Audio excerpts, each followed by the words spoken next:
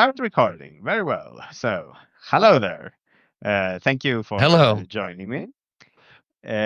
Let's start with the basics. Like, what is your name and what do you do?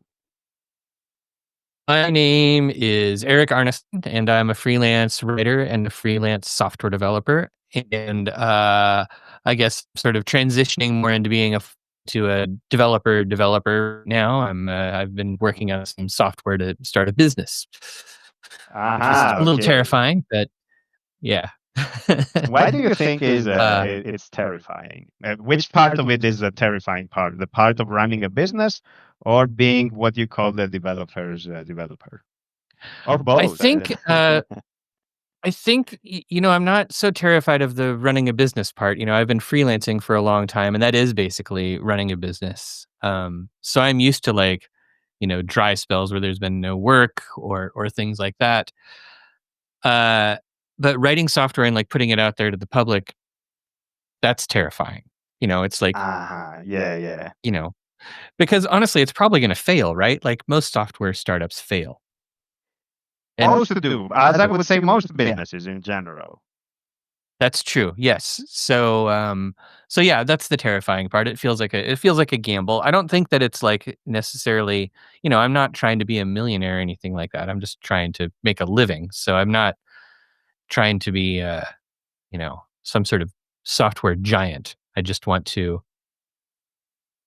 do what I enjoy. I see, I see. Of course, being a developer's developer means that Mhm. you get to work with the people directly. So I Mhm. guess part That's of the true. value you provide is in the service that you can offer on a day by day or month by month basis rather than just the software. So of course there will be some product, Mhm. but then it's also the service contract on top. That's a good point. Yeah. Yeah. So I guess I am looking forward to that part of it, uh yeah. Yeah. I'm nervous about it, but and I've been spending, it's a piece of software. The software that I'm working on right now is something that I've worked on for a really long time. It's a it's a project management software actually, and this writing firm that I've been working with for like 10 years. We've all been kind of like developing it together for like 8 years. So it's a piece of software that we use and that works. So we're kind of like, how much more work do we need to have people that we don't know use this? And then I was like, "Oh." So I've been fixing bugs and, adding features that we've been talking about for a long time and just, and it's written in Go, which is it's a good language, but it's Go. I don't know if you've Yeah. ever used it. No, I've never used it. No, I've never written anything in it. I've used it as a Uh-huh. user of Go Yeah, projects. yeah. Yeah, yeah. Mhm. Okay. Yeah, yeah. It compiles to native code, so it runs really fast. It's got a lot of good features, but it is very much like it's such a boring language. It's so boring. It's so procedural and everything is it's just verbose and boring. It's not as bad as Java, but it's oof. Okay, okay. Well, I want to connect this with also the fact that you wrote to me that you have been using Emacs since 1990, the Yep. 1990s rather, and Yeah. I suspect that you know your way around Lisp, or not necessarily, but Yeah. I yeah. do kind of. I mean, I've spent a lot of time in Emacs Lisp Mm. and a little bit of time in Common Lisp. I've never written like a huge thing in Common Lisp, but I have written some pretty big things in Emacs Lisp. I unfortunately at some point lost the code for one of my favorite Emacs things that I wrote, which was a Dungeons and Dragons. Like it was a whole thing. This must have been in the early 2000s. I don't know. It was before org mode existed, but it was this That's whole why you thing that lost would, it, maybe. yeah. It would help a DM write their campaign, and it would design spell lists and encounters and monsters and all that kind of stuff. It was pretty fun. Oh, beautiful, beautiful. So based on your experience with Emacs Lisp, What do you think is the comparison, if any, between writing in Lisp and writing in Go? Like the big picture view, what is like the experience like? I mean, I would say there are I would say there are two big differences. First, in programming style, like Lisp is elegant, right? Lisp has this sort of elegance to it, so you can, just the way everything is structured, you can kind of tell how it all goes together really easily. Um, I really enjoy functional programming languages, and even though Emacs Lisp isn't a functional language, it acts sort of like it, and you can do a lot of things with like the lambda calculus sort of style programming that I really really enjoy.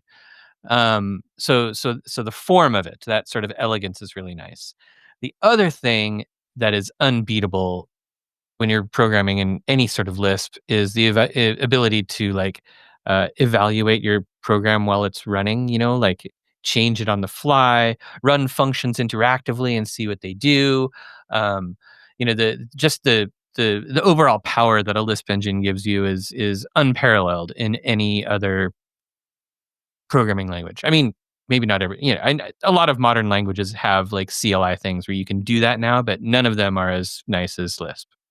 I I think I really like Lisp. Yeah, yeah, yeah. I see. The part about the elegance of the form itself is something that me, because I don't have that much experience with other programming languages, I don't quite get. Like if I see Yeah. other languages, I can tell that the syntax has a lot of nuances to it. Like you need to know what this colon sign does, and then the braces, Mhm. and then the brackets, and whatever, and the comma. Why is the comma there, or whatever? But Right. other than that, I cannot really tell like exactly what it is. I can imagine that it has to do with how Lisp looks like an abstract syntax tree, which is Mhm. all the rage these days. Yeah. Yeah, I mean, honestly, the simplicity of Lisp syntax does make it a lot easier. I know a lot of, I don't know if it's still the case, but back in the day, people who were criticizing Lisp were always like, "There's so many parentheses," and I'm like, "At least there are only parentheses." Yeah, yeah, yeah, that's true. And what I have heard others describe and what I experience myself is the fact that these parentheses actually become either transparent to you, like they don't bother you at all, or you even develop a knack for seeing the imbalances. Like many Yeah. times I'm like, oh, there is a missing parenthesis in the middle of it. Well, I will confess that some years ago when I discovered, what is it, rainbow parens mode, uh, I became an addict. So I just look at the colors. I'm like, "Oh, this last parenthesis needs to be white, not blue." yeah, yeah, yeah. Sorry, one second. Let me see if I can make both of us available in no, in equal parts of the Oh, screen. yeah. Let's see. Yeah, Where let me is that? see. Let's see. Okay, good, good. Adjust Yeah, view. so Yes. yeah, yeah, Yes. okay, good, good. So I didn't have that enabled, but of course it was good because you had the spotlight. Um, okay, great. Uh, Now, being a programmer's programmer or a developer's developer, Uh-huh. what does that entail for your tooling? Like, of course, you are an entrepreneur, so I imagine you have a lot of freedom, but Mhm. maybe the business itself has kind of its own logic and expectation. Yeah, so there are 3 of us involved in the business, um, and I'm the only developer. So, I'm kind of making all the decisions, which is a terrifying thing also, right? Like, I kind of like when I make this decisions, I run it by the other 2 and, like, justify my decisions, and they look at me and they're like, "We have no idea what you're talking about." And I'm like, "Cool. Alright." Uh, but yeah, I mean, I guess, I try to, it's complicated, actually. Mhm. I feel like I thought about this so much that I forgot what your question was. Okay, okay. Let me phrase it a little bit differently. So, Okay. when you are expected to deliver results, uh, Mhm. do these results matter only in terms of the output or also in terms of how you will be interacting with your clients. Like, for example, will you just write a program for them and then they run it? Or will you expect them to interact with you through some program? In which case, Um, you set up the a program. plan that we're with the stuff that we're working on now, the plan is to sort of have it as a cloud service. Okay, okay. So my plan is to at some point have the API for it like documented so people can interact with it in ways that they want. Like I have written a Emacs package that interacts with it. It's halfway done. So I know that that sort of thing works, and I'd like that to get a little bit more sophisticated as time goes on. Yeah, but I think that the big question for me a lot of times is like the architecting of it, right? Like, am I doing the architecture well? Am I doing it in a way that makes sense and is intelligent? I feel like I have enough experience to at least know most of the horrible mistakes I can make, but I also know that when you're just one person, you're going to make a lot of mistakes that you won't catch on your own. So Yeah, yeah, yeah. That's the tricky part. Whereas, it is. like you were saying earlier, we have been using this for a while, and Mhm. can we actually share it with anybody and they use it? Mhm. Because it Yeah. reminds me of basically the open sourcing experience. So when you have your own Right. project and you make it free software or slash open source, and then you discover Mhm. all these use cases that you have never thought of. Um, I know, I know. It's a crazy thing. Well, when you're writing software for yourself, you work around all the features you haven't built in and all the bugs that you haven't fixed, and you get so used to them that you just kind of like, you forget how other people are gonna use this. They're gonna pick this up and be like, "This doesn't work at all." I'm like, "Yeah, it does. I'm using it right now." But I know that that's gonna be the case, like, probably over and over and over again in weird ways that are impossible to predict. Like, yeah.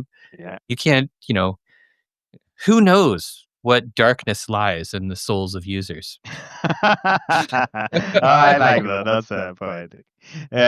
The thing, though, is that when you are open sourcing it instead of having it as a business, Mhm. basically users will cut you some slack and will be like, okay, here is the bug report, hopefully. Mhm. Here is the bug report and fix it. And here's the fix.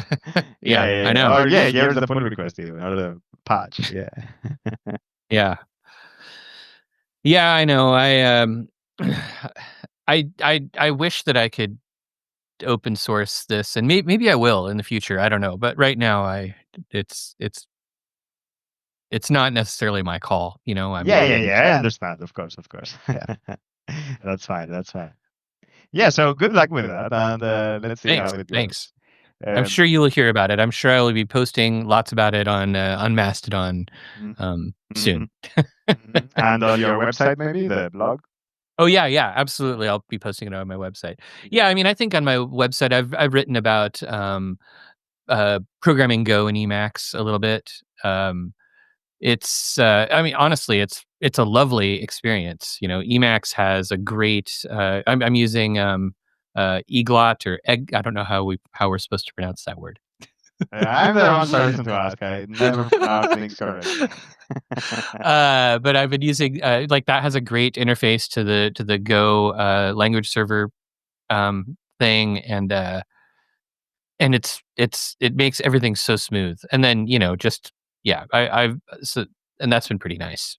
Mhm. Being able to run Go format from within Emacs, so your code always looks sweet. Aha. Okay. So you run it how exactly? Is there like a specific MX command, or is it's a shell Yeah, invocation? you can the Go programming mode has a way to automatically run it every time you save, but I think I tried that and I didn't like how that went. So I just use meta X, and then there's a Go format command that Okay, okay, okay. does it all Provided by for the you. major Yeah, mode, basically. yeah, yeah, yeah. Okay, okay, okay. I It's just pretty sweet. wanted to think of okay, how is it Eagle that provides it or the major mode? Okay, okay. Yeah. Well, that's a good question. I don't know. Because my I suspicion is that it's the major mode that me provides the too. front end, but the igloo the back end Mhm. via Lisp. That would be my guess too. It's a because I know that Go format is a command that you install through Go. So that's what I'm thinking. Yeah. Mhm. But yeah, it is pretty nice. I've had a lot of luck with using Emacs as a programming editor. You know, I've been doing that. I mean, I guess since sometime in the '90s. I honestly don't know. Yeah, I want to tell the story of how I met Emacs Yes, please, please, please, of because course. I think it's adorable. No, no, no, please, I want to hear it. Yeah, of course. All right. So back when I was in school, my mom was an elementary school teacher, and she got access to a very, very early internet service provider in like maybe the late '80s, early '90s called Oregon EdNet. Because I live in Oregon, and you know that. And through Oregon EdNet, I got like a shell account on like a Sonos box somewhere. I assume somewhere in Oregon, and I had no idea what I was doing. I had never seen a prompt. This was before Linux hit version 1. Sorry, just to So ask there, how were you accessing the shell? Like, what computer were you using? um, I was using a gosh, let me think back. I think I was using an 8088 or an 8086 laptop. It was, an early notebook computer. It was a big clunky thing with like two floppy drives and a 2400 baud modem. So I Mhm. was dialing up over a 2400 baud modem to connect to this service. I thought it was the most amazing thing in the world. I mean there were like somehow there was access to some sort of chat room sort of feature. Um, it might have just been like a talker, like a telnet talker sort of thing. But that was the first system I ran Emacs on. But I remember sort of like hearing about it, and I was like, "Oh, okay, I'll run that command." And so running it on the Sunbox, it probably used like all the memory on the server. Who knows? Um, and then every time I would just have to like hang up. Like I couldn't figure out how to get out of it or anything. So I would just have to like disconnect the modem or something. Yeah, so that was kind of my first interaction with it, and then a few years later, I got a 386 DX40 for myself. Okay. Beautiful computer, it's so Mhm. fast, Mhm. So 40 megahertz. It was 40 megahertz. It wow. had like it had like 2 megs of RAM. I think I eventually got it up to like 8 megs of RAM, but I tried running Emacs on that, but it was always so slow. So I would run like JED and things, but Mm. I kept trying. And the minute I was able to run Emacs, I would just run Emacs and it would just stay running. So that was probably by 95. I just was using Emacs all the time. How was Emacs presentation-wise back then? Like, you were running it in a terminal? Did it have its own graphical user interface? There was a GUI for it. I switched over to Xemacs for a good many years. Just because it had a nicer sort of X Windows interface, X Windows GUI. Um, and I didn't go back to GNU Emacs until I honestly don't know when, but I know that I think by the time I started using org mode, I was back on GNU Emacs. There was sort of I was a little unaware of what was going on, but there was a period of time where GNU Emacs development kind of stalled out a little bit. A Mhm. lot of exciting stuff was happening with Xemacs. So that's kind of when I was over there, and then I switched back to GNU Emacs. Yeah, yeah, I've heard about this. I haven't looked into the specifics, but that would be interesting to investigate, like what was happening in Yeah, each project, and I maybe what didn't we can pay. learn from those experiences. Yeah, yeah. Well, I mean, there were some. I remember some pretty big Emacs names who were doing Xemacs stuff. I think like Jamie Zawinski, JWZ, was doing a lot of Xemacs stuff.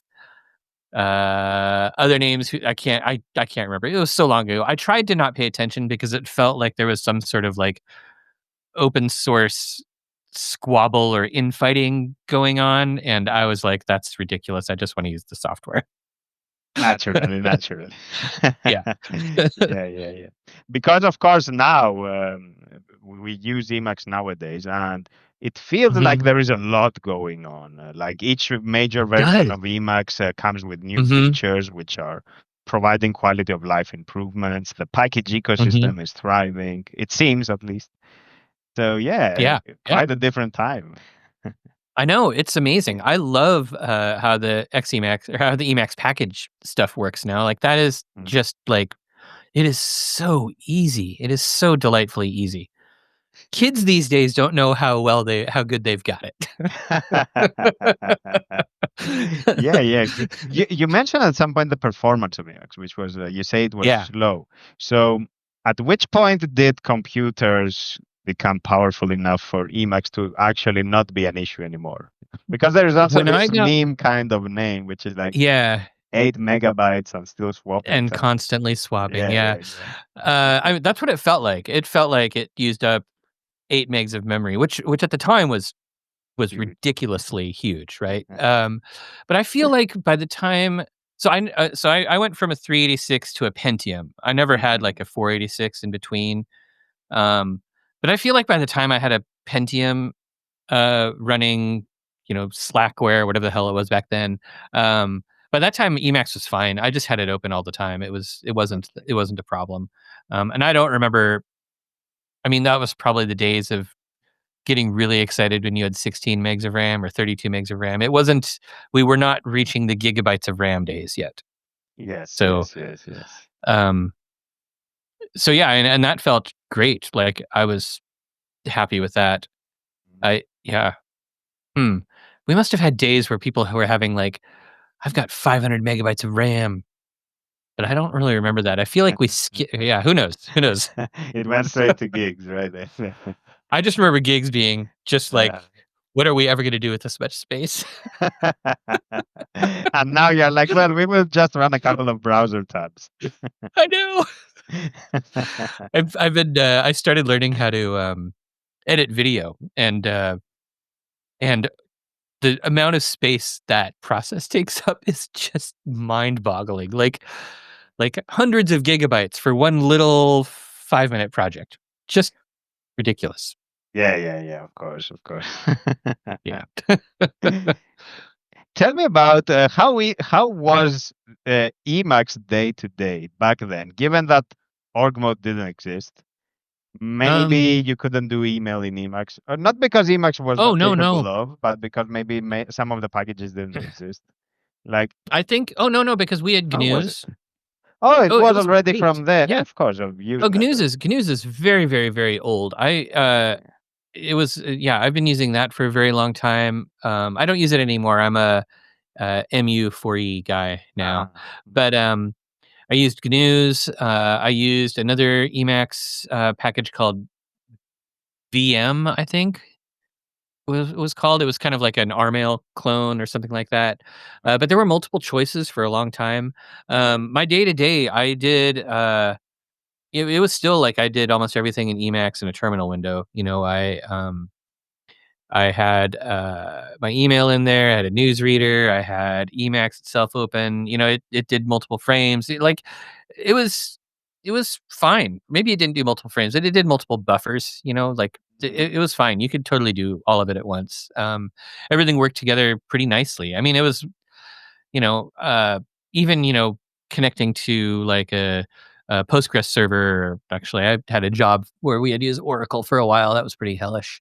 But, doing a connection to SQL servers was just perfectly fine. Everything worked really well. Um, I, I mean, I'm certain that there were probably bugs that drove me up the wall from time to time, but my memory of it is that I just got more and more comfortable with it. And even today, like I still, if I can do it in Emacs, I like doing it in Emacs. Mm-hmm, mm-hmm.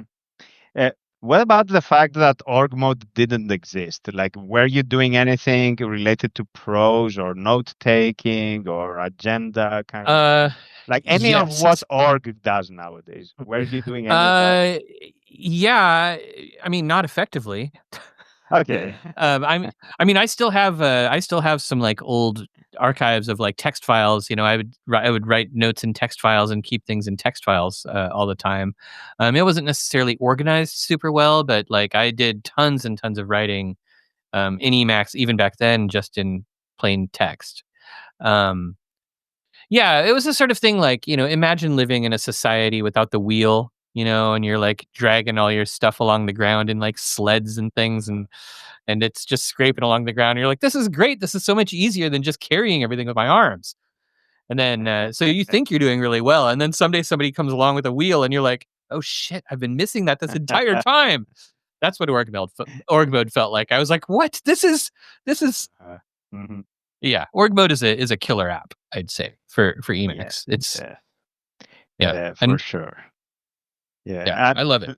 I think like I've talked to a lot of people publicly, but also privately, who tell me basically that well, I switched to Emacs for org mode, and Mhm. eventually I got to know the rest.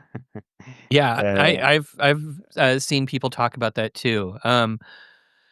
Yeah, it's baffling for me. There's currently the what is it, like the Emacs blog carnival or whatever, where people are yes, hosting yes, I themes believe that you have written an entry for it, or maybe. I've written an entry. Maybe I've written two. Well, anyhow, this month's is what's your Emacs elevator pitch? Uh-huh. And when I saw that, I was like, I feel like I only have the opposite of an elevator pitch. Like Mm, people tell me they want to like use Emacs, and the I'm very like, long version.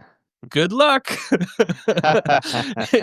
I hope you enjoy really steep learning curves because I can't imagine Emacs being very easy. Um, No. yeah, Yeah, yeah. yeah, yeah. Yeah, and I it's an interesting concept, the elevator pitch for Emacs, because yeah, Emacs is the kind of program, well, not just Emacs, but it's the kind of program where you have to do a lot of work to get to yeah, be proficient in it. Yeah. yeah. It's kind of like it's like it's definitely a power users program, but Mm. then you have to become an Emacs power user. Like you can't, you're already the sort of person who's like, I want to get the most out of my computer. And then you open Emacs and you're like, all right, new challenge. Now I need to get the most out of Emacs. That's the elevator pitch. Are you the kind of Oh person my who god. wants to, yeah, rise to Ooh, the ooh, I should write that. occasion? Hold on, Yeah, I better write that down. yeah, yeah. Do it, do it, do it. Or Okay, okay, capture. hold on.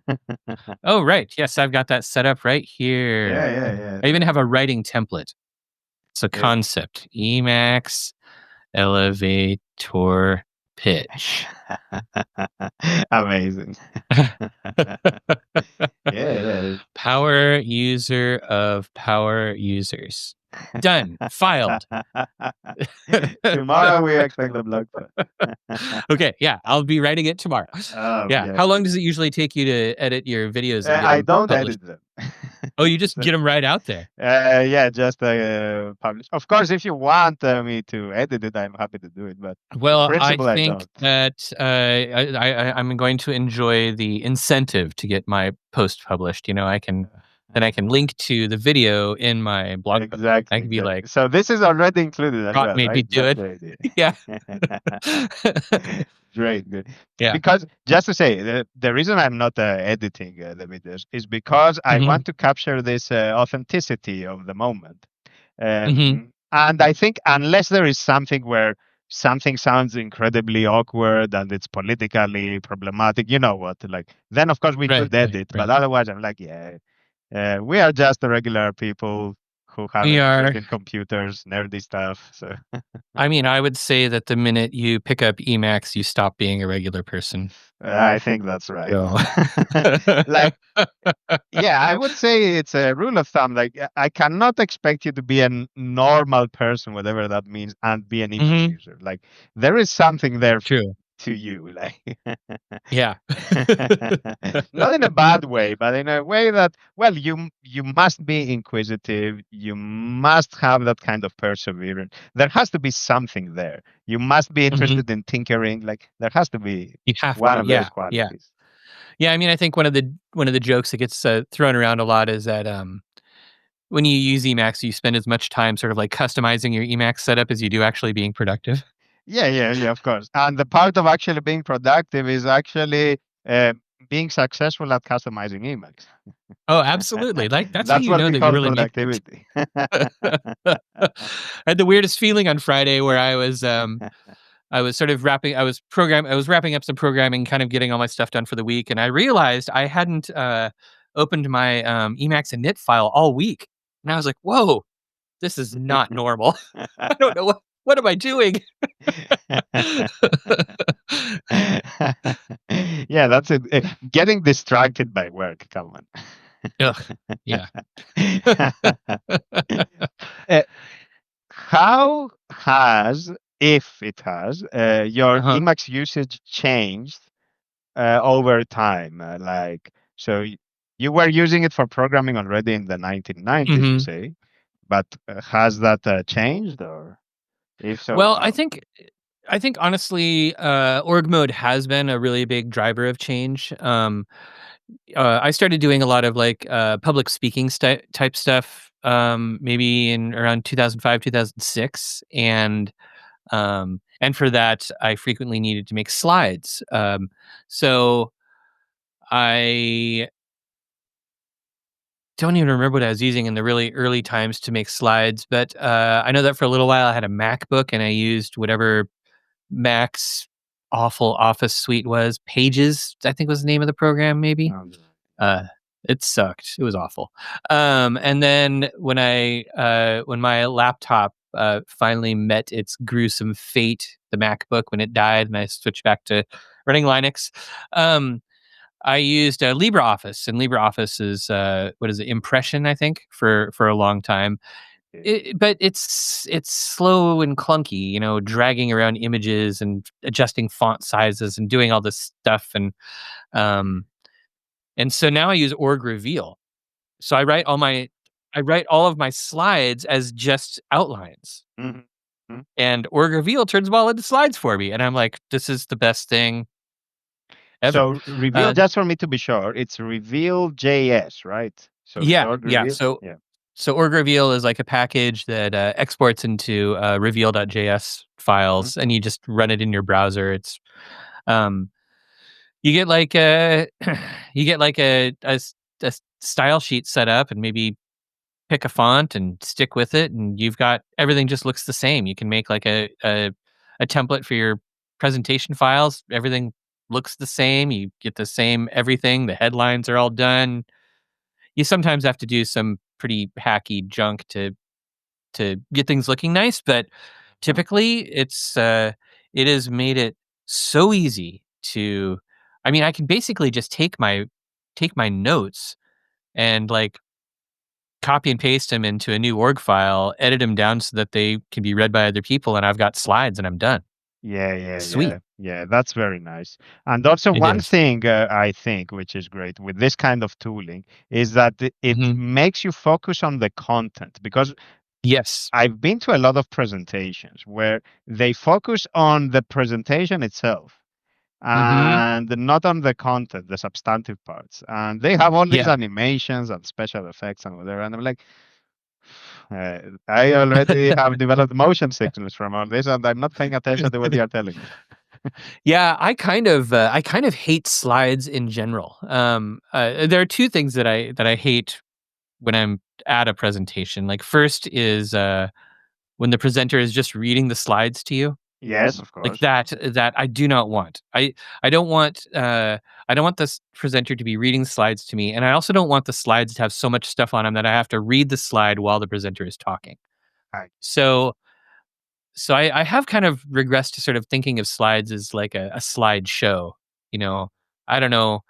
Uh, when I was a kid, my dad really liked his slide projector, so we had like family slideshow Mm-hmm. times sometimes, and I just sort of think of him like the slides are like just a bonus.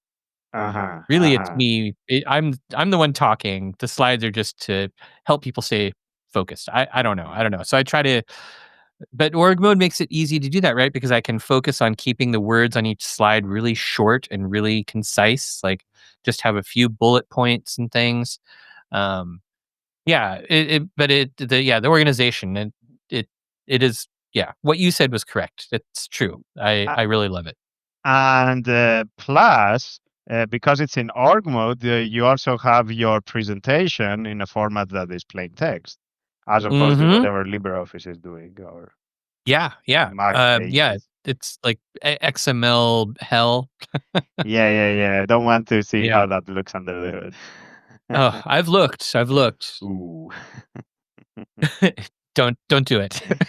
And of course, you can export to PDF, I Mhm. imagine, and share it with everybody.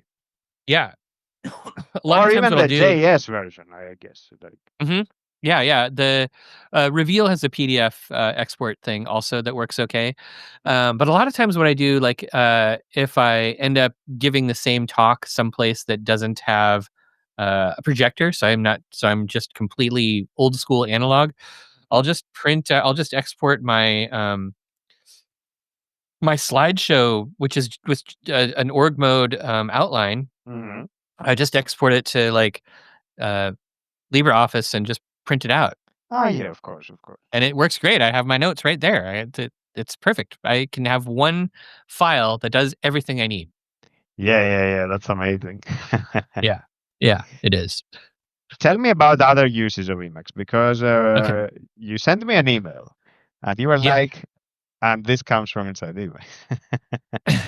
So, do Well, you let's use see. email regularly in Emacs or is it just to I communicate use a with the hacker types? Let's say. Sorry, one second, one second. Let me open oh, the door to my puppy. One second. I have it okay, here. yeah. That's Do why we I get to see the start here puppy? so that Do, yeah, yeah, yeah. does So the let puppy me get to pick him be up. the So, uh, Aw. so there he is. What's his name? This is Milon, and I Milan? have two of them. The Oh. other one is Orion. So let me put him down. Oh, Wait like the one second. warrior, huh? So Orion is like Orion, the Yeah, yeah, the warrior. yeah, yeah. So Orion in the myth is a master hunter, basically, Mhm. and he is so proficient at hunting, where the gods that preside over the balance of the world are like, you know what, my friend? On the one hand, you are excellent, and we don't want to punish you for being excellent. On the other hand, you are messing up with the balance here. So what we will do instead of keeping you here on Earth, we will exalt you into the constellation. So now you cannot harm anybody. I think he might have gotten a pretty good deal because it's the most obvious constellation in the night sky, especially in urban environments. Where there's a lot of light pollution. You can still always see Orion's belts and all that kind Yeah. of stuff. Yeah. Yeah, yeah, yeah. So, It's beautiful. Where I am, so I live in the mountains, and there uh is huh. zero. Okay, not Light zero. pollution, Yeah, but but almost low light. zero, virtually, very Uh low, huh. very low. Like where Oh, I you are am, so it's a lucky. perfectly dark sky, and you get to see all Oh, the stars. I So love that's that. really nice. In Oregon, we have a designated dark sky area that's actually huge, probably like an area I, the size of, I don't know, Luxembourg. Who knows? Okay, It's big. okay, It pretty large, it's yes. it's a big chunk of the state, and I have managed to go camping out there a few times, and it is it's astounding. I mean, I love And outdoorsy stuff. what's the elevation like there? Out there, it's in the high desert, so it's probably around 4 or 5,000 feet, which is what is that? Like 1,000 meters to 2,000 Yeah, I meters? think I don't know. 1 foot is About three two. meters. Yeah, so Three. Oh three yeah, yeah. feet is Three one three meter. feet is the meter. Yeah, yeah. So it's pretty high elevation. Okay. It's not ridiculous for the United States, but it's high. Hmm. Wow. And is it like do they have like an observatory as well or something, or is it just Uh, a there hunting space? it's huge. It's like hundreds of square miles of space. So there is an observatory out there that I haven't been to yet, Pine Mountain Observatory, which is out in Eastern Oregon. It's on my list of places to go. And then, anyway, out there it's mostly just it's sagebrush and desert and scrub and uh, you know mountains and hills and rocks, lots of Mm. rocks, dead volcanoes, that kind of stuff, and Okay, it's just so camping. It's for n- camping. not much forest, like woodland. In that sense. Not in that part of the state. The Oregon does have a lot of forest, but it's mostly around the Cascade Mountains, and then on the west side where it's a lot of sort of like Pacific Northwest rainforest stuff. Like, yeah. Mm-hmm. Okay, okay. So yeah, that must be really nice. Oh, I feel like Oregon is the most beautiful place on the planet. No, I well, really do. I don't know if it's the most beautiful, but it's Oh, definitely very beautiful. I mean, I might be biased. Yeah, that's totally okay. You're allowed to be biased. Yeah. Yeah, I'm Because a big fan of the whole Pacific Northwest. I just love it over here. It's great. from what I have seen, of course, it looks Mhm. amazing. Yeah, like for sure. But how is it in terms of the climate? Because of course you get to see these vistas and Yeah. all these pristine environments. It's very nice. But how is it in terms of like? Are the winters heavy? Are the summers extra hot or humid or whatever? The Like winters in are terms of not the living there, how is it? the winters aren't that heavy. Mm. It drops below freezing, but not very often and not a whole lot. Here where I live in particular, you get maybe you'll have like 2 or 3 days with snow every year, so that's not too bad. But Okay, we good. we do get a bunch of rain in the winter, and I know a Mm. lot of people hate that. The summers get pretty warm, like, it wouldn't be we just had a heat wave over the weekend where I think it hit, about 40 degrees Celsius, Ooh, wow. which isn't very fun. I don't like it. No, it's not very But fun. And I'm trying to think how high you are. Like, what's it called? I right forget. The now, I am latitude. at, Like, oh, if you know. 45 degrees, latitude. Yeah, that's pretty high. And you get 40 degrees up Yeah. there. Yeah, wow. Yeah, yeah, Yeah, yeah, not good. yeah. And it's changed. It didn't used to be this way, you Yeah, know? yeah, yeah, of course. But yeah, we've had some pretty hot days. But today it's gorgeous. I wish I could show you. We have a really lovely sky with like lots of white fluffy clouds and blue Mm. and I don't know off the top of my head what 77 degrees Fahrenheit is, but that's supposed to be our high Yeah, today. I know the And that's formula, but yeah, good luck applying it on the fly. right, right. Like I know certain points, 50 degrees Fahrenheit is 10 degrees Celsius. I know Okay, yeah. that. So it's warm but comfortable. Not Yeah. Today is the sort of summer day that I could really get behind. Like, 'cause this is what summer was like every day. I'd be cool with it.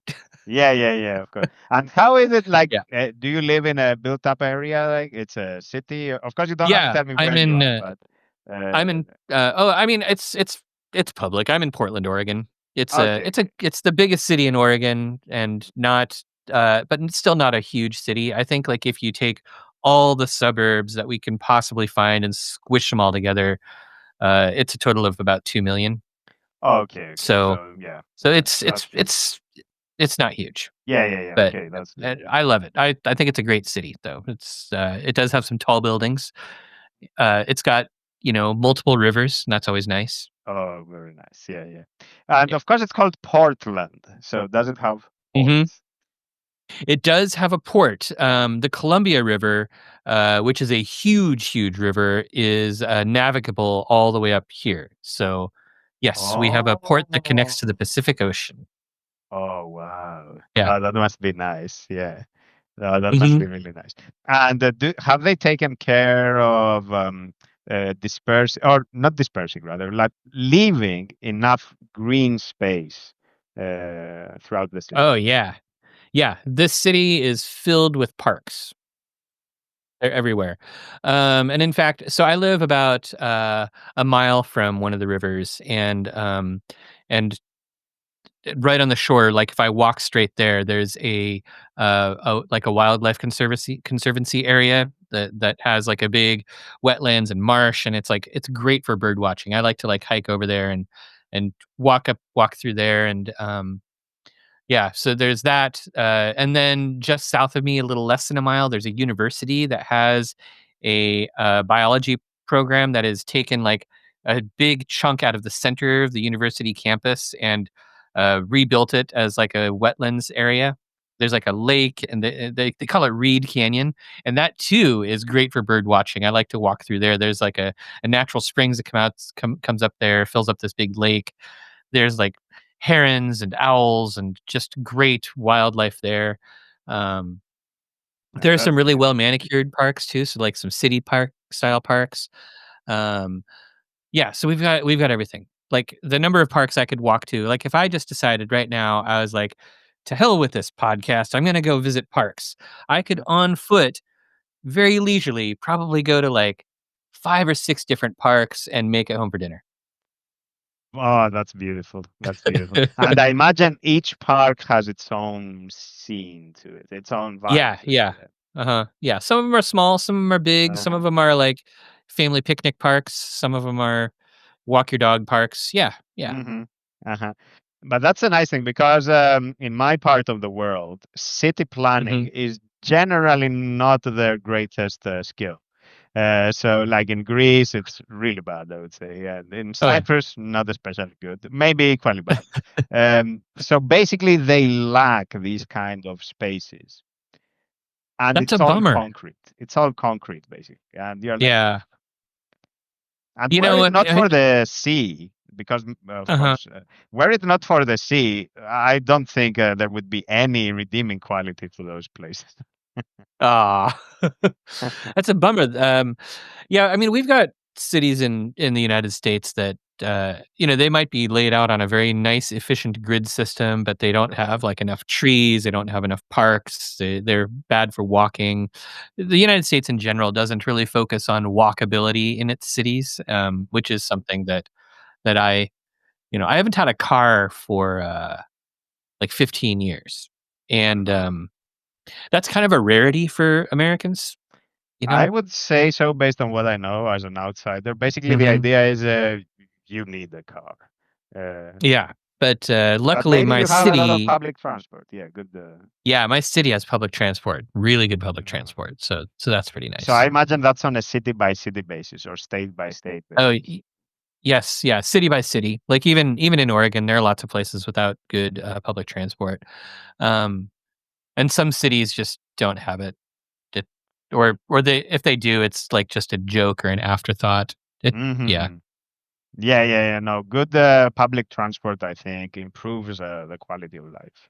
And Yeah, for also, sure. it's better, of course, for the city itself, less traffic. Mhm, Like, not everybody mhm. needs to be on their own car, kind of thing.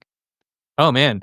I mean, and also, like, the financial freedom of not owning a car is delightful. Like, when you actually add it up and see how much money a car costs you every year when it comes to, like, gasoline, maintenance, insurance, loan payments or lease payments, like, it's just ridiculous. And I spend, like, on a really expensive month, I might spend $50 getting around. I Which feel like I'm is getting a true. good deal. Yeah, very good. Yeah, yeah. Uh, yeah, that's the thing. Like in Europe, many parts of Europe, they have good public transport, and on top of that, they also have a fairly elaborate network of roads for cyclists. Of course, Mhm, depending yeah, on where uh-huh. we are talking about, but basically, the bicycle is also a first-class citizen in terms of the Mhm. vehicles you can use.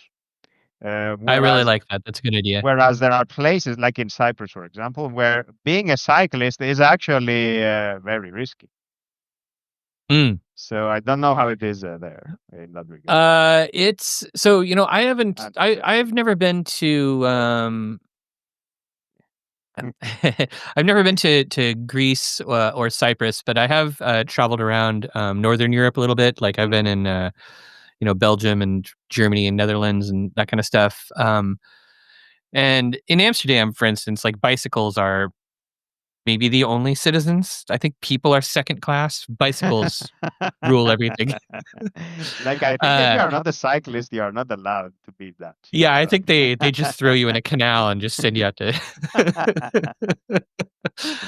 uh, but like Amsterdam has great public transportation too. Mm, But I noticed that a lot of the cities have kind of like that ring structure where there's like a ring of highways around the city, yeah. and sometimes there are parts of the city that there's like no cars at all.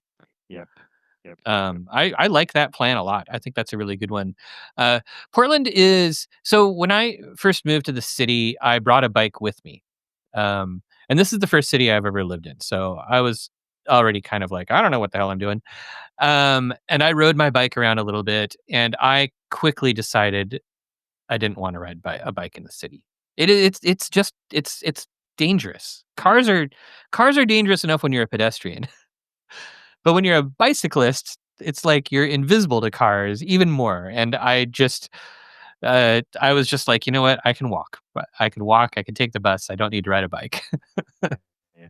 Me, I But made the conscious choice in favor of going on foot rather than using the bicycle. Um, mhm. in part for what you said, but also because I prefer to do sightseeing while walking, and the Mhm, slower mhm. pace is better in that regard. Yeah, I'm like, I oh, look at the yeah. architecture here. Oh, that alley. It's quite picturesque, that sort Oh of thing. man, one of my favorite things when walking around. So Portland does have like a kind of like some unimproved or like unpaved alleys and roads in it and stuff. And coming across those is just always such a treat. You're like, oh look, this road doesn't have any pavement. And yeah, those are my favorites. There's some good stretches of them too. And they just get ignored by everybody. People just don't use them, but Hmm. they're great for walking. Yeah. Yeah. That's the thing. Like when you are walking, you always discover these little gems, as it were. Mm-hmm. Mm-hmm. Yep, you get to see more wildlife, you get to see yeah, I totally agree. Walking is superior. We should that should be the theme. We should Yeah. just I mean, I, like that's the thing. Like, because it adds, I think, to your appreciation of the little things. Uh-huh. Yeah, And I agree. generally, I would say the slow pace makes it so that you have to see the little things. You have to see the details. And Mhm. maybe that also connects with Emacs because it slows you down. It grinds things to a halt. And You know, you that's have a to good tie back. That's understand a it. good callback. But I think you're right, like, Emacs does sometimes make you stop and think about what you're doing. Actually, one of the things that I haven't really explored a whole lot yet Mhm. in like eglot and like those sorts of things um, is they have a lot of support for like refactoring code. Yes. Um, and I haven't played with that a whole bunch. I still do a lot of refactoring jobs by hand, but it does frequently make me stop and think, especially when you're using a language like Go, which is very verbose and doesn't have macros. It's Ouch. so terrible. It it doesn't even have like C style macros. It's just Uh-huh. rah. Okay. I picked it. I picked Go. I don't know what I was doing. I don't know. I did this to myself. But it does make me stop and think a lot and think like, okay, should I refactor this? Is this refactorable? Can Emacs do this for me? So I do often have those sorts of times where I stop and I'm suddenly like, I got to go into eglot and see what it's capable of doing, or I've got to go into this thing and see Mhm. if I can write code to do this for me. Uh, God, I mean, I it was up and I didn't use keyboard macros until like 3 or 4 years ago.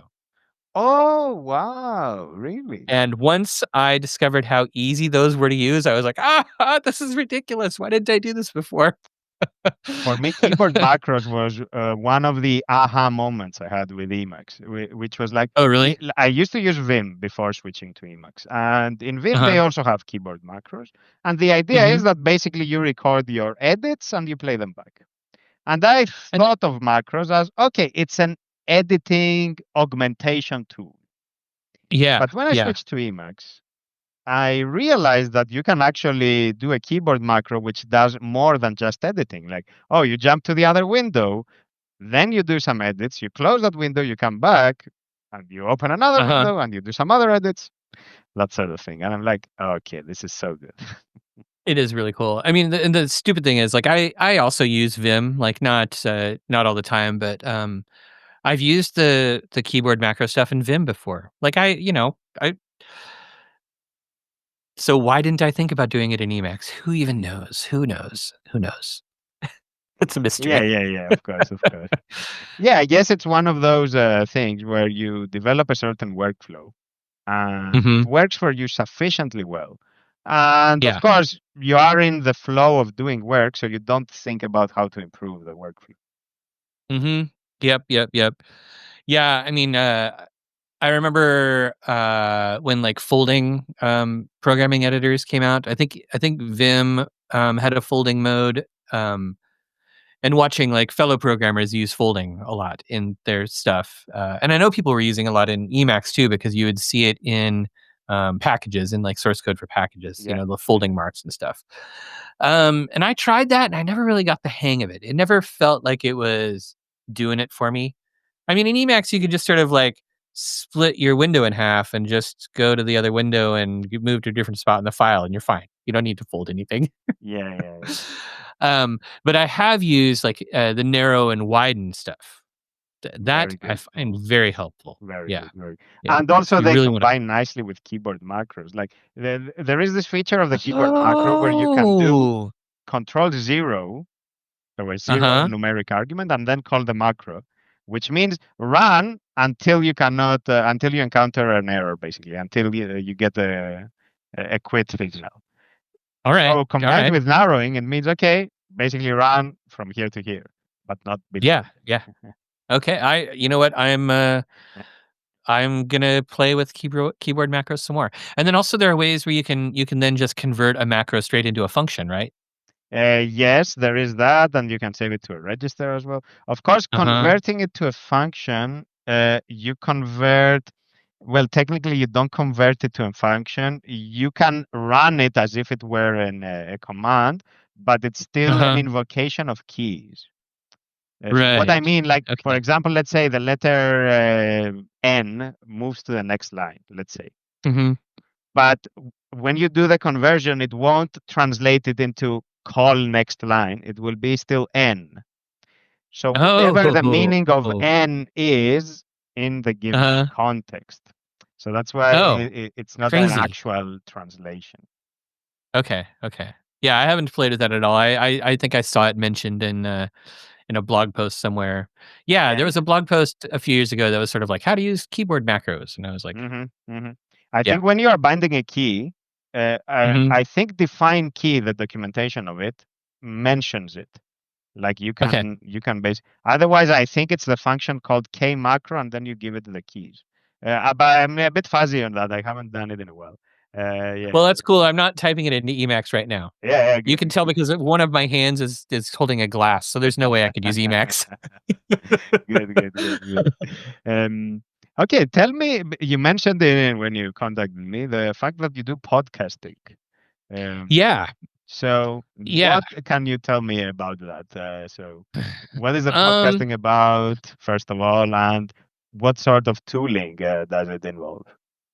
well, I started podcasting, maybe about 8 or 9 years ago, and, my first podcast was about, beer tasting and, Western occultism. So, Oh, some friends and I, we would get together and we'd have fancy beers and we'd pick some topic like Kabbalah uh-huh. or Gnosticism or something, and we'd have a conversation about it But it's the and sip intersection some of those beers. two. It's not like, okay, one Yeah. group does the beer tasting, the other group deals with the occult. It's like Yeah, yeah, yeah. yeah. Oh, Yeah, it was beautiful. and that was pretty fun. I have another long running podcast that just sort of focuses on Western esotericism. Hmm. Um, and then the tooling. So I started off. We used basically like digital field recorders, like a handheld Zoom or a handheld Tascam recorder. Okay. Um, Now I use. I have a Rodecaster Pro, which is like a mixing deck that can record. So I use that Okay. quite a bit. Okay. Um, and then with editing, I started off with Audacity, Okay. and I used that for a very long time. But these days, I use Reaper, which is not open source, but is It's just it's it's a audio it's a digital audio workstation that is as complicated as Emacs. It's even programmable. Yeah, like, you could write, like, Lua scripts and stuff for it. I Um totally expect you to email me from that. Oh god, don't give me ideas. No, no, no, no, I don't need that. no. But I really like it. I started to get really into, audio, engineering, I guess, audio editing and audio engineering. I really enjoy playing music, so I also started, like, editing music and putting music stuff together. So, so what I do so Emacs does come into this a little bit. So I use Emacs to do all of my planning for episodes. I use it to write scripts. Something that I have been playing with and kind of failing to do. I'm not really sure what the correct approach is. I guess is like I was doing sort of what they call like a heavily produced podcast. So it had multiple scenes. It had sort of like clips from different interviews. It had sound effects. It had like background music, and it had like voiceover stuff. Um, and so the first time I did one of those, I did all of the planning in Emacs. And actually, I'm doing another one right now, and I'm still doing all the planning in Emacs. It kind of halfway worked. I basically had like an org mode file, and I would kind of link out to clips that I wanted to use in various places. But then translating that into something that I could edit as an audio project didn't go super As well. Like, I frequently. mean, yeah, it's so that I'm not really happy with that particular tooling. Um, but I try to use as much open source stuff as I can in the rest of my tool chain. I mean, there's lots of FFmpeg stuff that happens. Mm. I use Handbrake when I'm making videos a lot, stuff like that. Handbrake is it the tool that converts from one format to another, Mhm. or Yeah, does yeah, you can size basically conversions?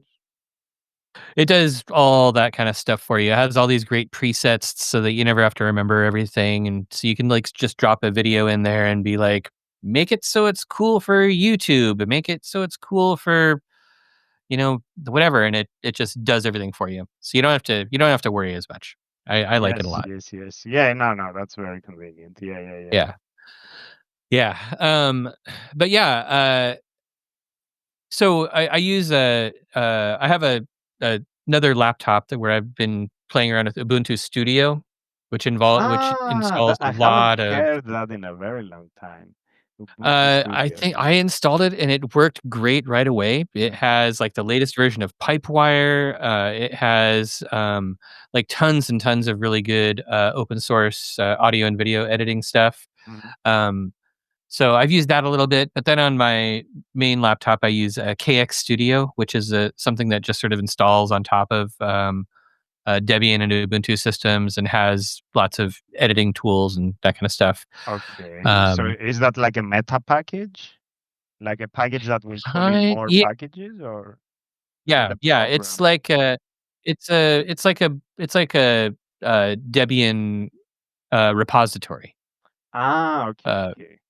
but they have a few programs that they write themselves, like some patch based stuff and some other things that kind of like help you know, tie plugins together and things. So I've done a lot of playing around with those sorts of things. I don't really feel like I'm much of an expert at it though. No, but And this is already yeah. quite deep. Yeah, but Yeah. I mean that's the thing. If you're doing audio stuff on Linux, you have to get nerdy. Like there's no way to succeed without getting kind of No, nerdy about it. You gotta install your low latency kernel and do the blah blah blah blah. and just as an outsider, well, there is, Uh-huh. I don't even know anymore. Like there is ALSA, Hmm. there is, at Uh-huh. some point there was Pulse Audio, now there is Pipewire.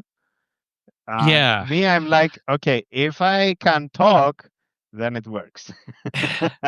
Well, my feeling is so also still exists. I think everything still has to use that. Uh, things like Pulse Audio and Jack, I think, are kind of getting Jack as well, phased yeah. out. Yeah, Yeah. because the latest version of Pipewire, you don't need Jack anymore, Mm, mm. and thank God, because Jack, I was never able to figure.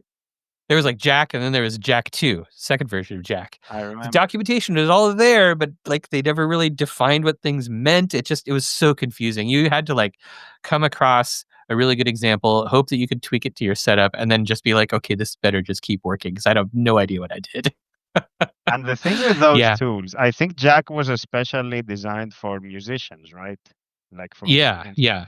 The thing with those tools is that you have a very narrow niche, which is the intersection of Hmm. people who are musically talented and Uh, taught and know about the Linux stuff. yeah. Yeah. So yeah, Yeah. we are talking about all five of them or whatever. Well, there are a surprising number of them. Uh-huh.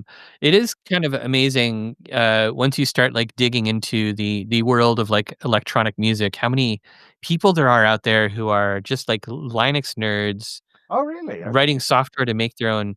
I found a somebody had written. Oh, I haven't looked at this in a while, but it was a Lisp engine. So it was a Lisp language that was all MIDI Oh, wow. and it would like attach to your sound card, attach to your MIDI drivers and stuff, and then you would write like loops that made music and made noise in Lisp, and there are people who like do whole shows where they're like, "Oh yeah, I'm just doing everything with this Lisp engine on my laptop up on stage."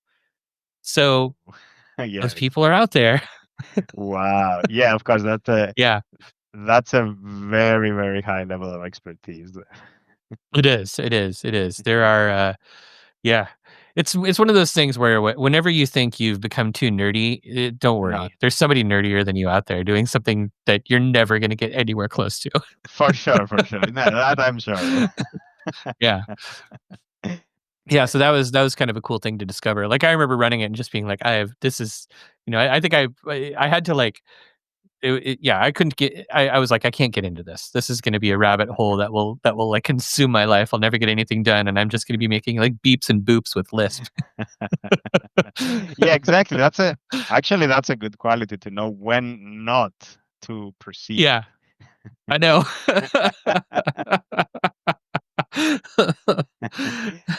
Like So you're like, okay, I know this is something that could excite me, but I know that this specific one will also destroy me. right?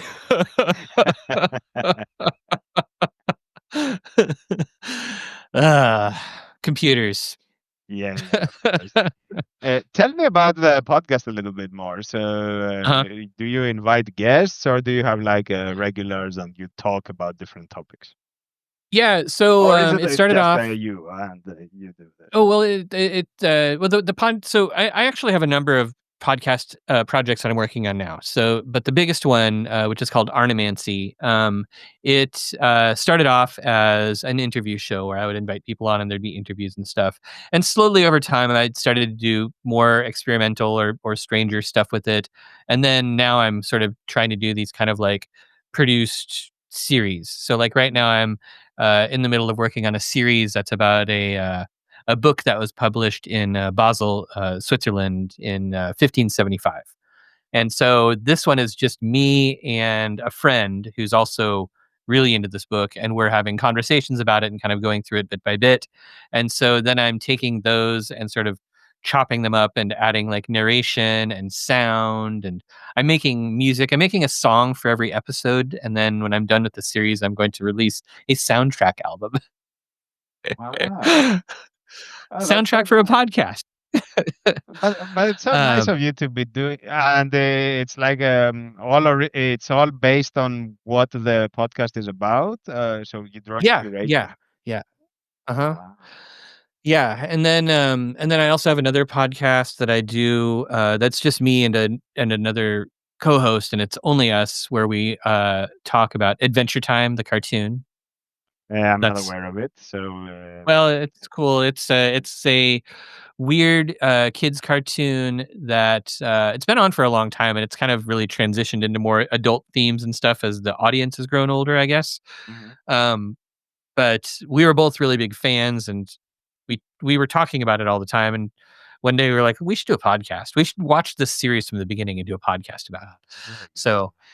we have like an audience of 30. It's huge. It's a big hit. Yeah, yeah, but the thing is that they are all passionate. Yeah, yeah, for sure. It's a ton of fun. And then the other one is a podcast about freelance writing and professional writing, Mm. marketing writing in particular, like business to business marketing. And I'm doing that for or with the people that I do most of my freelance writing stuff with. And so we just pick topics. Like we had a topic where we just complained about word processors and how shitty they are. That was a that was a great because even people who use word processors all the time hate them. Like, Yes, nobody likes Microsoft Word. yes, yes, yes. That's a Nobody likes common Google Docs. complaint. Yeah, Yeah, yeah. and I was just sitting on there being like, I haven't opened Microsoft Word in, like, 10 years. I do not miss it at all. Like, I just write in org mode and export to docx and make you guys deal with it. How is it in the world outside our world with regard to the adoption of something like Markdown? Of course, I don't expect them to even know what org is, but Markdown is kind of huge these days. Like everybody It uses is. Markdown these days. Well, I would say so. Like, the freelance writing I do is business to business marketing writing. So it's a lot of people who don't really want to spend time worrying about the technology that they're using. So Word is a really good default. Word has so open source stuff, Markdown included. Like a lot of it is written by programmers for programmers, and programmers don't really think about documents in the same way as people who just write documents and don't program, right? Um, so like you can use Markdown and you can use tools like diff and git and all that kind of stuff to like store changes and track changes and leave comments and all that kind of stuff. But it's completely unreadable to the ordinary person. The Correct. ordinary non-programmer doesn't want to look at that. They don't want to have to learn it. So things like LibreOffice Writer and Microsoft Word and Google Docs, they have a they have a couple of killer features that uh, that something like Markdown and Markdown editors do not have yet. And that is, first of all, the ability to like highlight a section and add a comment easily, like just have it Mm. work, right? When you And say it can comment, be, just for me to be sure, so it's like on the side, kind of like with an overlay. yep, yep. There's like a little sidebar that has the comments in it. And you have like a little highlighted text, and you can click on the comment and it goes right there. That is something that it doesn't care about lines of code. It doesn't care about individual lines. It doesn't care about, it's just sort of like this piece of text here has a comment attached to it. And you can have a conversation about that right over here in the side column. And then the other is the way that like Microsoft Word tracks changes. So you can turn on track changes in a document. You can see who's made changes in very specific spots, um, and attach comments to those and that kind of stuff. Like those sorts of things. If somebody could invent a markdown editor that did those things, if somebody built one of those, I think Markdown would have a much better chance. And once Markdown has a better chance, then I never have to worry about exporting to docx ever again, and I never will think about it ever. Yeah, yeah, of course. I guess the tricky part with that would be, okay, what does the HTML representation look like? Yeah, yeah. I've seen somebody. There is somebody who's, or maybe a group that is working on a Markdown track changes format thing. Oh, Um, nice, nice. so I've looked at it a little bit. I haven't. I haven't. I want to spend more time with it and see what they're doing, because I honestly believe that if you can make Markdown as easy to use as even as Google Docs, you would get tons of people away from the Google platform. You would get tons Yeah, of people away from yeah, Microsoft Word, and that would be it would be so delightful. yep, yep, yep. That Plus, because you still have the markup all visible and stuff, you Mhm. don't get into weird issues with compatibility. Like, Exactly, yeah, yeah, because it's still plain text. yeah, exactly. That's the key. Yeah, which means you can still store it in Git. Your programmers can still be happy. They can still edit their text files in Vim and and they're markdown files, and they'll still be Uh-huh. okay. Yeah. That's the thing. Yeah. So when you talk to people, have you Mhm. ever tried to introduce Emacs to them? I mean, to those regular, non-techie, I non-tech savvy people. I have at least, just to make them aware of it. I don't know that I've ever tried to convince somebody to use it really seriously, you know? There might be one, exception. I have a friend, an online friend, and they're a, English professor, I believe. Uh, and I've been talking to them about it a lot, and they just reported to me the other day, I tried Emacs again. There were too many key bindings. I couldn't figure out what the hell's going on. And I got out of it. I was like, I mean, that's the thing. It. There's a hell of a learning curve. You gotta. Yeah. um.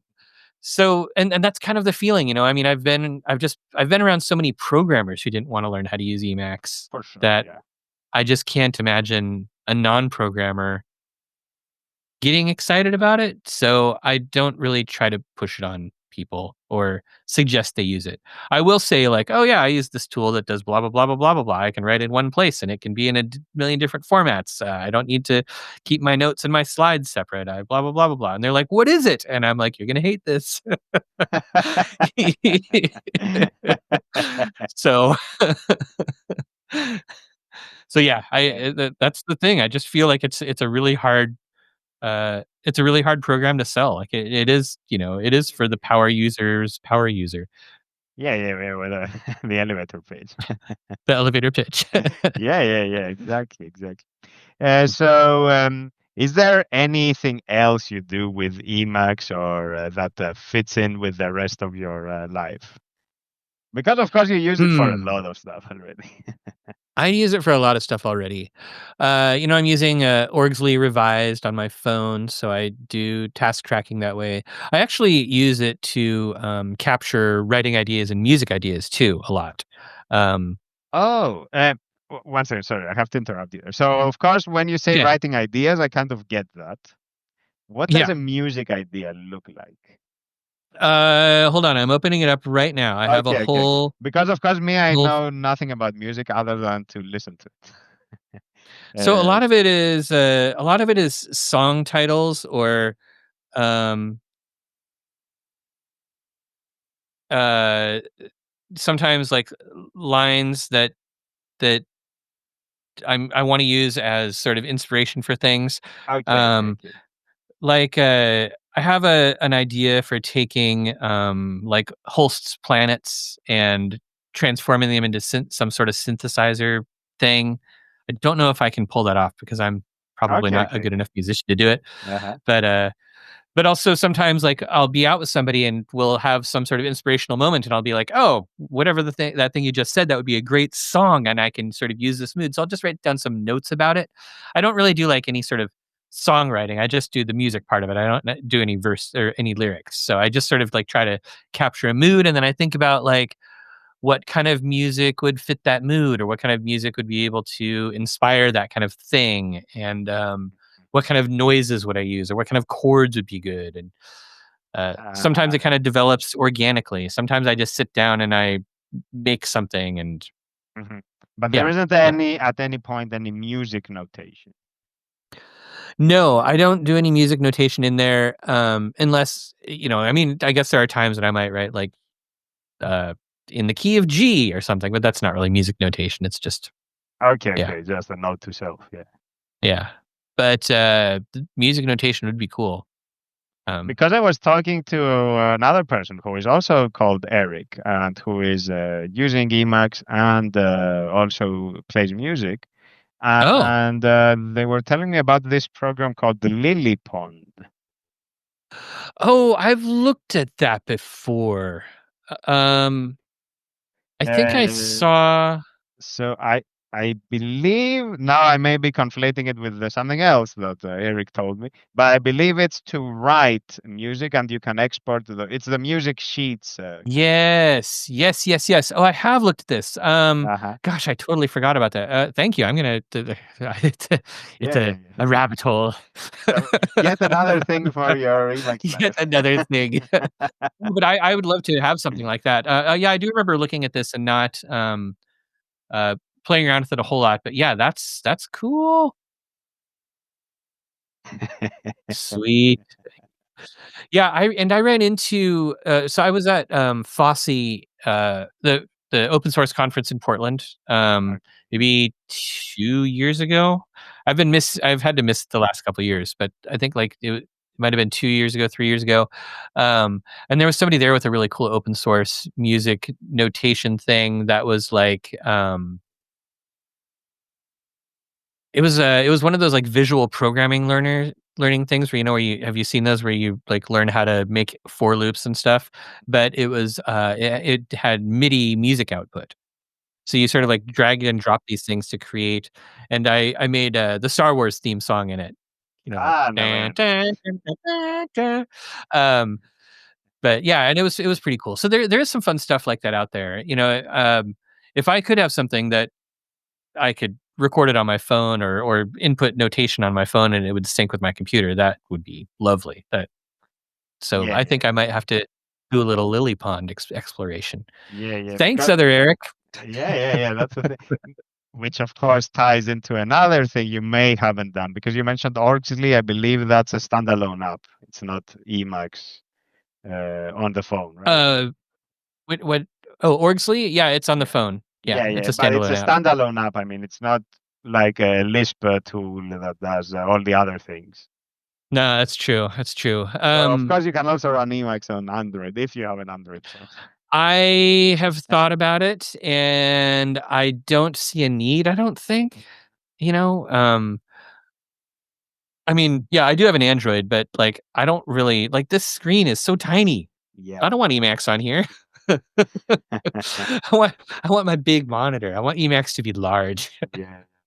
Me, I resist the temptation of even trying that. Of course, the Uh-huh. screen is small, but also because I'm like, you know what? If I get into that rabbit hole, then of course I have the issue of having a very small screen that will take too much of my time, and that's not good ergonomically. Yeah, yeah. Well, I feel like you're at that point, you're gonna have to get a Bluetooth keyboard Yeah, yeah, but to even attach so, to your like, phone. how do you arrange to sit in a comfortable Yeah. position and look at that tiny screen or whatever? Sometimes, you know what? Yeah, we're getting too old for this shit. No, no, no. Yeah, exactly. Yeah. So have you installed the new Emacs version yet? Have you installed, Me, I always 30.2? run for a recent build from Git. Oh, So really? yeah, yeah, That's yeah.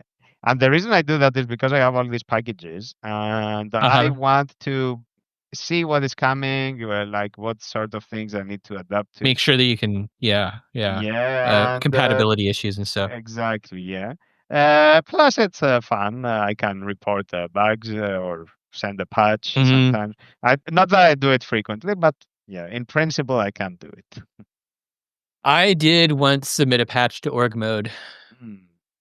Um, it was a long time ago, and I don't think it got accepted because I didn't do, there are all those steps you have to go. Wait, maybe it might have gotten accepted. But I had to, you just have to do all these things. You have to, like, sign over your copyright to the FSF, and then you have to have everything in exactly the right format, and it has to be emailed to exactly the right person, and you have to do exactly the right things, and you have to know exactly right.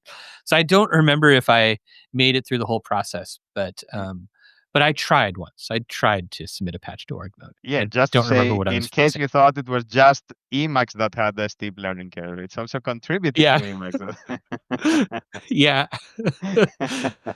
Yeah, that was, yeah, I did learn to jump through all of those so, I mean, like, the larger, open source project gets, the the more intricate those hoops can be, Yes, yes, yes, for and sure. I did for a little while, I was doing, contributions to Kubernetes.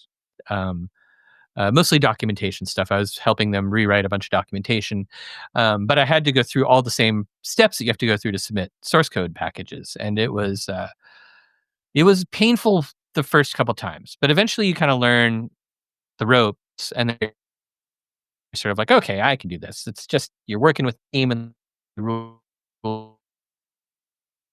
different. Uh, See, my internet connection is your video crapping and again. audio got interrupted there. Yeah, the connection is not that good. So I don't know. Do you hear me? Hello. It's back. Yeah, good. Yeah, I can hear I you. I see can hear that you. on my end. I'm getting Okay. darker and darker as it goes by. uh, because of course the thing I have here. So this one is Oh, right, slowly right. running out of battery. So I Yeah, say so you let's said your whole setup is solar. yes. So I say let's wrap this up within the next few minutes.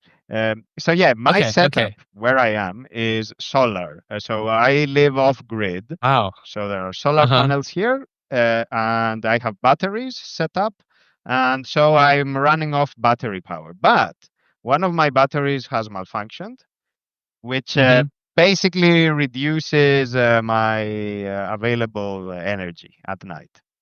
Yeah, So what I that's do is I'm on the laptop now. Everything is switched off except for the modem, and then I have all mhm. those lights here, the standalone lights, to add some light here. But it's still very dark. I see it.